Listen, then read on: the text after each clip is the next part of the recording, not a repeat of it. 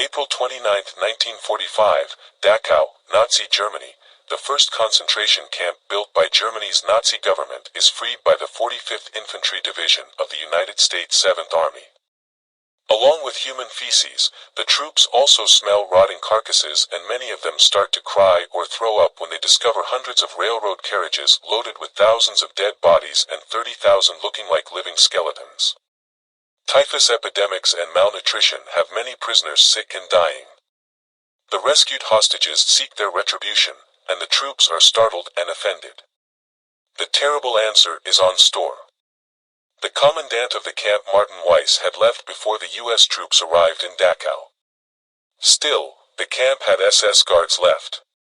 Even shooting at the liberators, the guards at the entrance tower of the camp, the Americans descended with their hands in the air when they began fire. The U.S. troops expected the camp even after the SS guards turned themselves up. Often nude, they discovered many deader victims laying everywhere, sometimes heaped on top of one another like firewood. They ordered the SS guards to line them along this wall in the coal yard, by the watchtower, and shoot them in retribution. Along with getting their retribution, the convicts themselves considered as nothing but animals all these years. Although every prisoner lost at least some family members, some of them had to see their wives being raped and mistreated. Others witnessed shooting competitions in which SS members threw tiny children in the air while others shot at them. Others watched friends die of famine or on the death marches just before the liberation. Some prisoners vowed to all that was holy to them, that they would not hesitate to kill their SS guards should they ever be able to do so. And they honorably honored their word. Once they had their opportunity, Holocaust survivors had no pity and beat many SS men and capos occasionally to death with their bare fists as well as sticks and shovels. One prisoner could be seen stomping on the face of a guard until he passed death. Some SS officials tried to flee under peasant garb.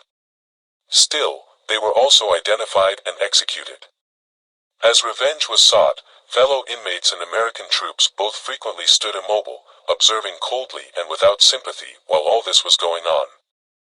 Later, American forces drove the German residents of Dachau to the camp so they could help to bury the dead bodies and see for themselves the circumstances there. The encounter startled many of the local people, who stated they were unaware of the years of suffering at the camp.